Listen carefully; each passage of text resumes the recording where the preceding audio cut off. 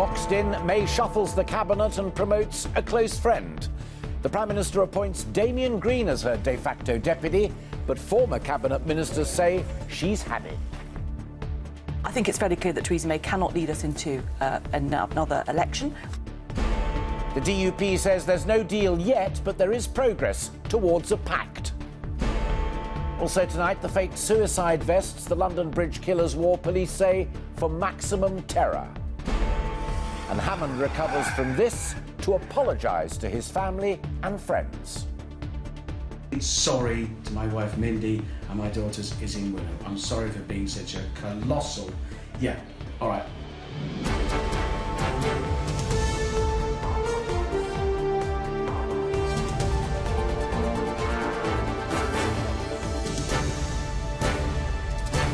This is ITV News with Alistair Stewart.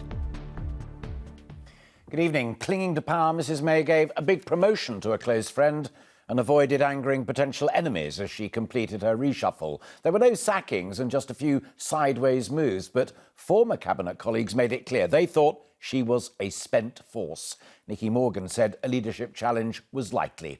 Even her would-be saviours, the Democratic Unionists, contradicted a Downing Street claim a deal was done. It was a work in progress, they said.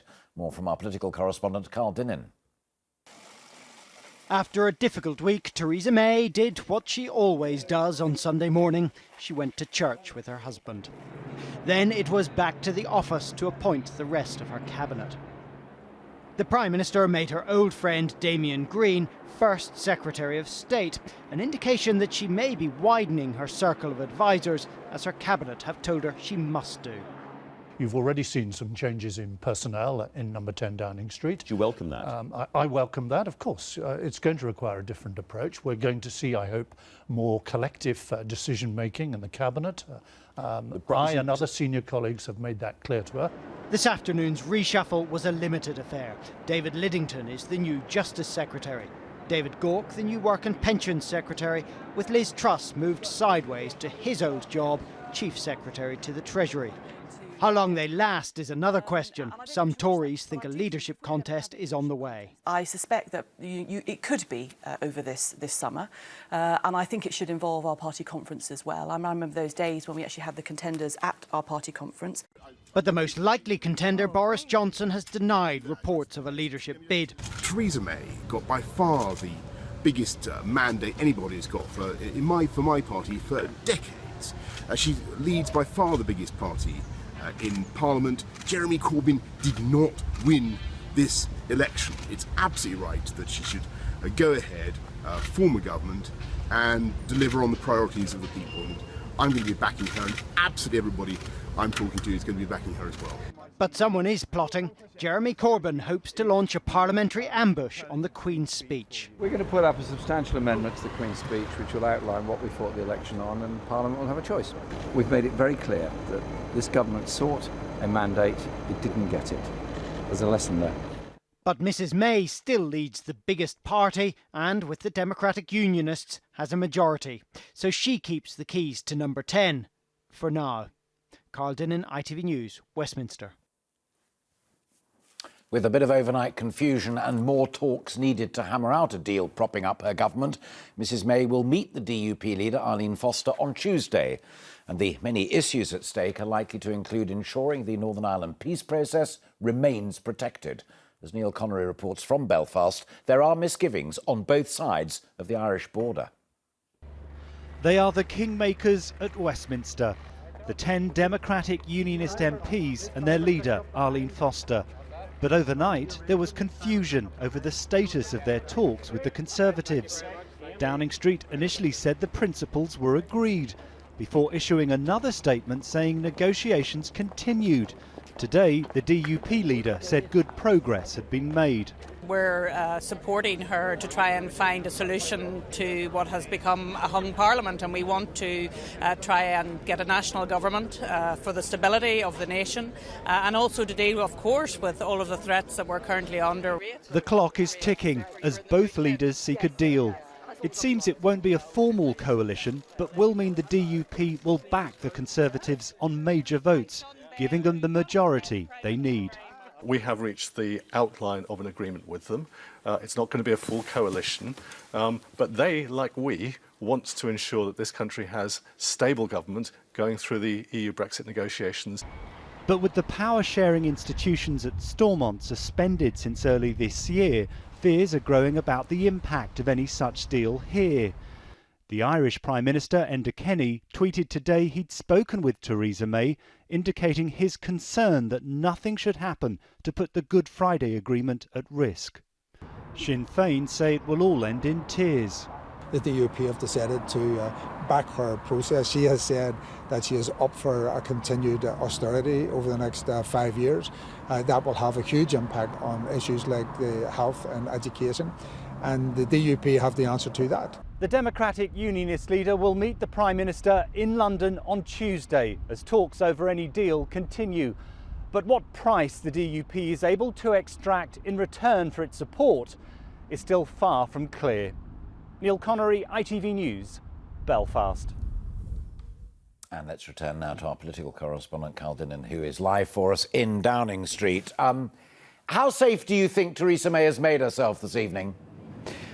She's still not very safe. She's still working on her reshuffle at the moment. It's just been announced that Andrea Leadsom will be the leader of the House of Commons. Mrs May will probably survive the week. She may survive the month. But as you heard Nicky Morgan saying earlier, the chances of her getting all the way through to the party conference in the autumn are a lot less certain. She does have a couple of things going for her at the moment. One is that Conservative MPs who are absolutely furious with her still don't think this is the right time to move her out of the way, just on the cusp of the opening of Brexit negotiations. And even Boris Johnson, who's thought to be the primary contender, doesn't want her moved. The other thing is that the DUP will not support a Labour Party led by Jeremy Corbyn under almost any circumstances. So Theresa May has still got some time in here, but it's borrowed time. Carl, thank you. In other news, pictures of the fake suicide belts worn by the London Bridge terrorists were released by police today, who said they were probably used to spread fear and panic as the gang carried out their murderous attacks.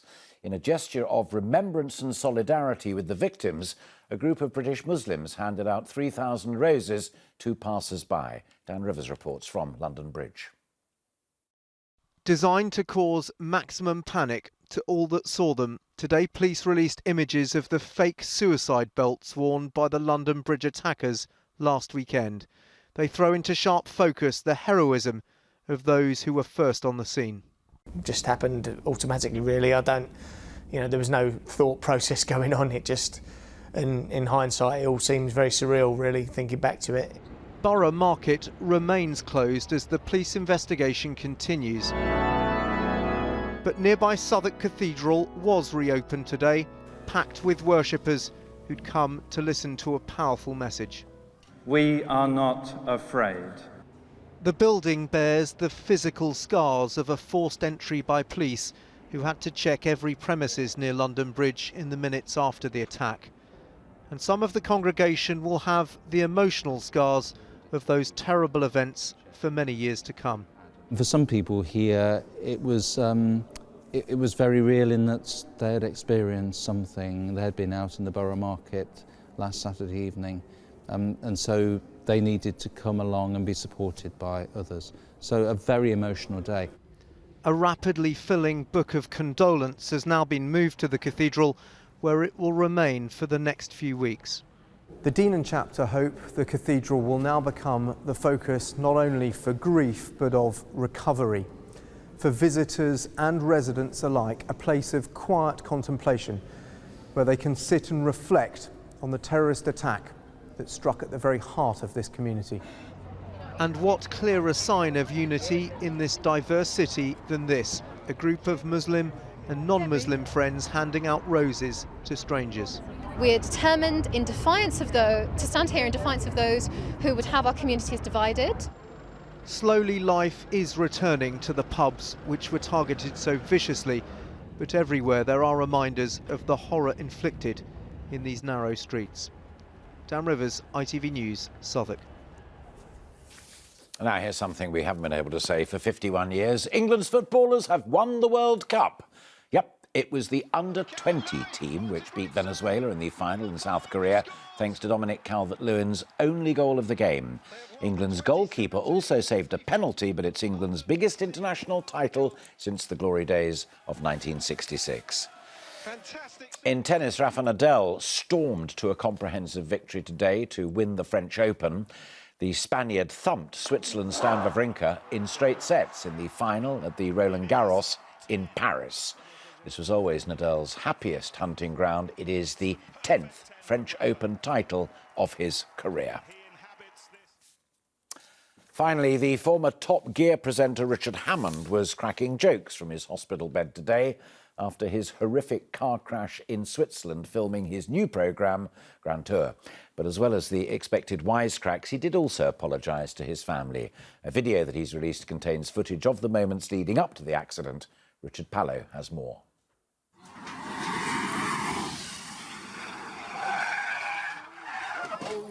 The moment Richard Hammond cheated death again. The television presenter losing control of the £2 million supercar he was racing through the Swiss Alps for a programme, crashing at high speed. Remarkably, he would pull himself free of the wreckage just before the vehicle burst into flames. The series producer said Hammond was seconds from being incinerated. Yes, it's true. I've been there again. Net result being I'm here in a hospital in Switzerland. This is my knee that they're going to turn from this into this, giving me a Swiss Army knee, hopefully later today. I'd like to thank all of the medical professionals who got me by air ambulance from the crash to this hospital and have dealt with me ever since. And most importantly, sorry to my wife Mindy and my daughters Izzy and Willow. I'm sorry for being such a colossal, Hammond had recently vowed to his family that he would give up dangerous stunts. Back in 2006, an even more serious accident at 288 miles an hour left him in a coma.